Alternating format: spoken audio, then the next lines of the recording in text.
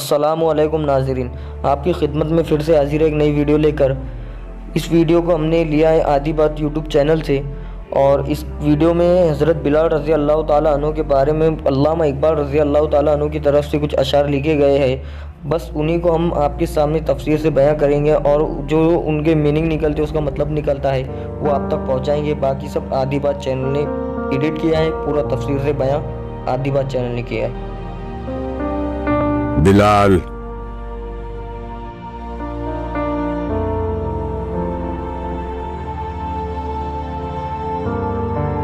چمک اٹھا جو ستارہ تیرے مقدر کا، حبش سے تجھ کو اٹھا کر حجاز میں لایا۔ یا سیدی بلال رضی اللہ تعالیٰ عنہ، آپ رضی اللہ تعالیٰ عنہ کی قسمت کا ستارہ چمکا تو آپ رضی اللہ تعالیٰ عنہ کو حبش سے حجاز لے آیا۔ مطلب یہ نہیں کہ خود حضرت بلال رضی اللہ تعالیٰ عنہ حبش سے حجاز آئے، بلکہ آپ رضی اللہ تعالیٰ عنہ مکہ ہی میں پیدا ہوئے، لیکن حبشی الاصل ہونے کے سبب اقبال نے یہ لکھا کہ حبش سے ان کی قسمت انہیں حجاز لے آئی۔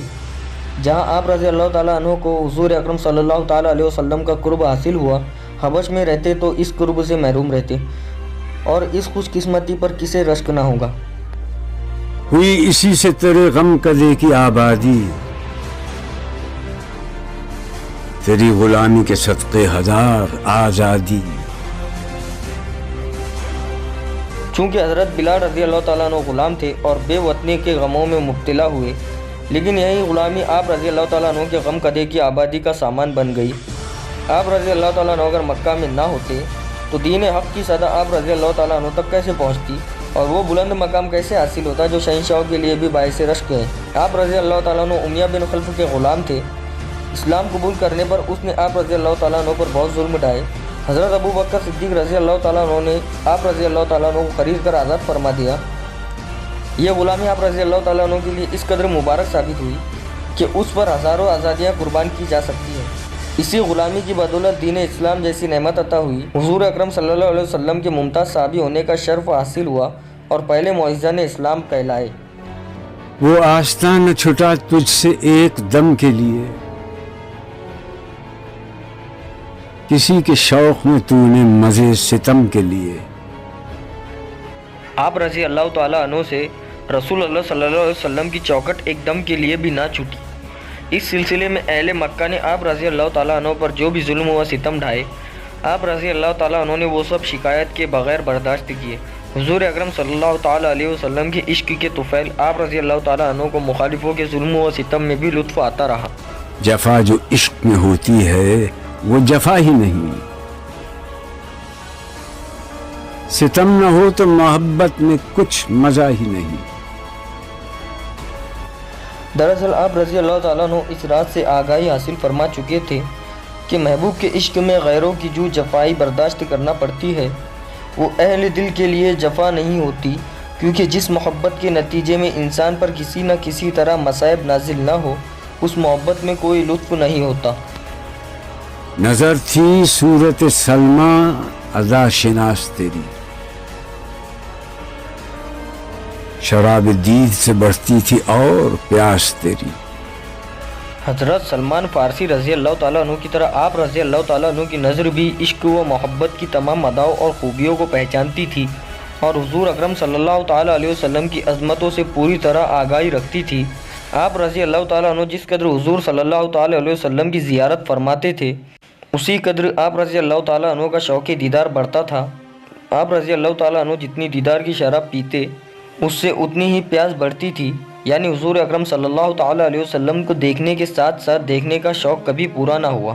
واضح رہے کہ حضرت سلمان فارسی رضی اللہ تعالیٰ عنہ ایرانی النسل ہے۔ آپ رضی اللہ تعالیٰ عنہ مدینہ منورہ تشریف لائے، حلقہ بگوش اسلام ہوئے تھے۔ حضرت سلمان فارسی رضی اللہ تعالیٰ عنہ بھی سرکار دو عالم صلی اللہ تعالیٰ علیہ وسلم کے عشق میں بہت اونچا مقام رکھتے ہیں۔ جب آپ رضی اللہ تعالیٰ عنہ سے کسی نے پوچھا کہ آپ رضی اللہ تعالیٰ عنہ کا نسب کیا ہے، تو جواب دیا سلمان رضی اللہ تعالیٰ عنہ بن اسلام۔ تجھے نظارے کا مثل کلیم سودا تھا، اویس طاقت دیدار کو ترستا تھا۔ یا سیدی بلال رضی اللہ تعالیٰ عنہ، آپ رضی اللہ تعالیٰ عنہ کو رحمت عالم صلی اللہ تعالیٰ علیہ وسلم کی زیارت کا اسی قدر شوق تھا جس قدر حضرت موسیٰ علیہ السلام کو اللہ تعالیٰ کا جلوہ دیکھنے کا اشتیاق تھا، جبکہ حضرت اویس قرنی رضی اللہ تعالیٰ عنہ کی یہ حالت تھی کہ انہیں رسول اللہ صلی اللہ تعالیٰ علیہ وسلم کو دیکھنے کی طاقت نصیب نہ تھی۔ وہ چاہتے تھے کہ دل میں اتنا حوصلہ پیدا ہو جائے کہ رسول اللہ صلی اللہ تعالیٰ علیہ وسلم کو دیکھ سکوں۔ حضرت اویس قرنی رضی اللہ تعالیٰ عنہ بھی حضور اکرم صلی اللہ تعالیٰ علیہ وسلم کے سچے عاشقوں میں بہت ممتاز حیثیت رکھتے ہیں۔ چونکہ ان کی والدہ بہت ضعیف تھی، اس لیے آپ صلی اللہ تعالیٰ علیہ وسلم نے حکم دیا تھا کہ ملاقات کے لیے مت آؤ بلکہ اپنی ماں کی خدمت کرو، اسی میں میری خوشنودی مضمر ہے۔ یہی وجہ ہے کہ حضور اکرم صلی اللہ تعالیٰ علیہ وسلم کے دیدار کی مسرت حاصل نہ ہو سکی۔ مدینہ تیری نگاہوں کا نور تھا گویا، تیرے لیے تو یہ صحرا ہی طور تھا گویا۔ مدینہ آپ رضی اللہ تعالیٰ عنہ کی نگاہوں کا ایک طرح سے نور تھا، اور آپ رضی اللہ تعالیٰ عنہ کے لیے یہ صحرا بھی گویا کوہ طور کی مانند تھا۔ حضرت موسیٰ علیہ السلام کلیم اللہ نے جس طرح کوہ طور پر اللہ تعالیٰ کے جلوے کا نظارہ کیا، اسی طرح آپ رضی اللہ تعالیٰ عنہ مدینہ شریف میں حضور اکرم صلی اللہ تعالیٰ علیہ وسلم کے دیدار مبارک سے مشرف ہوا کرتے تھے۔ تیری نظر کو رہی دید میں بھی حسرت دید، خنک دلی کی تپیلو دمی نیا سعید۔ آپ رضی اللہ تعالیٰ حضور اکرم صلی اللہ تعالیٰ علیہ وسلم کے سچے عاشق تھے۔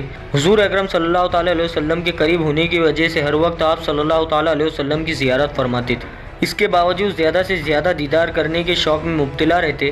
آپ رضی اللہ تعالیٰ عنہ کو حضور اکرم صلی اللہ تعالیٰ علیہ وسلم سے اس قدر محبت تھی کہ مسلسل دیکھنے کے باوجود آپ رضی اللہ تعالیٰ عنہ کے دل کی سیری نہیں ہوتی تھی۔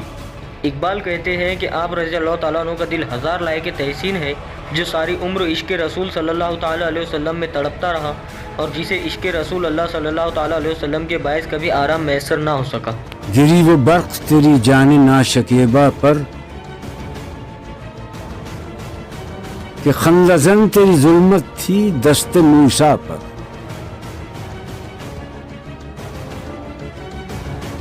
اے بلال رضی اللہ تعالیٰ عنہ، آپ رضی اللہ تعالیٰ عنہ کی بے صبر جان پر ایسی بجلی گری کہ آپ رضی اللہ تعالیٰ عنہ کا سیاہ ہاتھ حضرت موسیٰ علیہ السلام کے ہاتھ پر خندہ زن ہوا۔ ظلمت سے اشارہ ہے حضرت بلال رضی اللہ تعالیٰ عنہ کے رنگ کی طرف ہے۔ حضرت بلال رضی اللہ تعالیٰ عنہ حبشی تھے، اسی نسبت سے اقبال نے انہیں سیاہ فام تصور کیا۔ مستند روایتوں سے ظاہر ہے کہ حضرت بلال رضی اللہ تعالیٰ عنہ کا رنگ سانولا تھا۔ دست موسیٰ علیہ السلام سے ید بیضا کی طرف اشارہ ہے جو حضرت موسیٰ علیہ السلام کا معجزہ تھا۔ مطلب یہ کہ حضرت بلال رضی اللہ تعالیٰ عنہ کی جان پر عشق رسول اللہ صلی اللہ تعالیٰ علیہ وسلم کی جو بجلی گری، اس کی برکت سے حضرت بلال رضی اللہ تعالیٰ عنہ کی سیاہ فامی ید بیضا پر ہستی تھی۔ حضرت بلال رضی اللہ تعالیٰ عنہ کا جو حضور اکرم صلی اللہ تعالیٰ علیہ وسلم سے بے پناہ عشق تھا، اس حوالے سے یہ بات کہی ہے: تپش ز شعله گرفتند و بر دل تو زدند،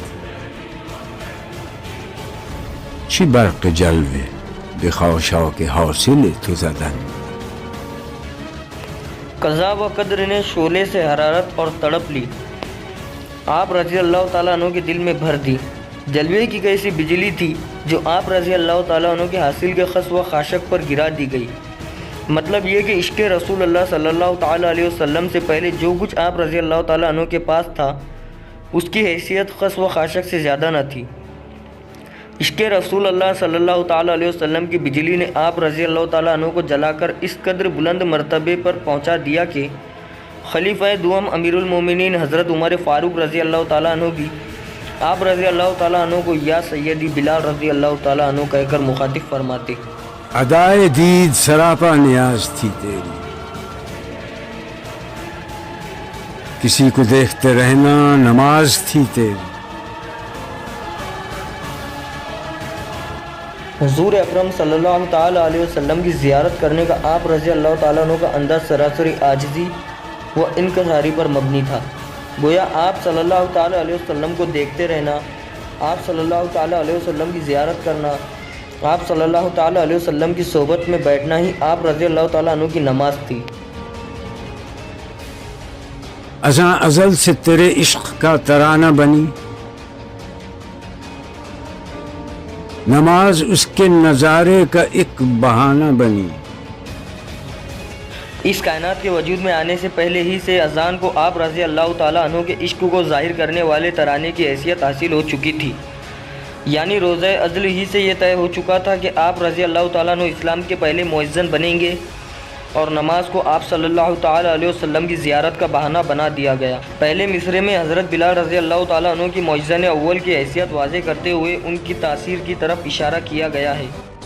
خوشا وہ وقت کہ یثرب مقام تھا اس کا، کتنا اچھا وقت تھا جب مدینہ شریف میں وہ پاک ذات صلی اللہ تعالیٰ علیہ وسلم رہتی تھی، اور کتنا اچھا زمانہ تھا جب اس ذات پاک صلی اللہ تعالیٰ علیہ وسلم کا دیدار عام تھا۔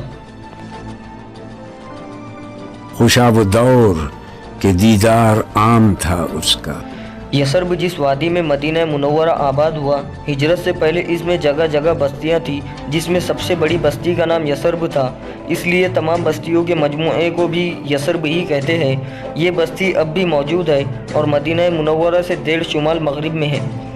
ہجرت کے بعد رسول اللہ صلی اللہ تعالیٰ علیہ وسلم جس مقام پر ٹھہرے، یہی نام عام زبانوں پر مدینہ رہ گیا۔ بعد ازاں یثرب کا نام غیر معروف ہو گیا اور مدینہ نام سے شہرت عام پائی۔ ناظرین، آپ کو ویڈیو میں کون سا پارٹ اور کون سا اشعار پسند آیا، کمنٹ میں بتائیں اور چینل کو سبسکرائب کریں۔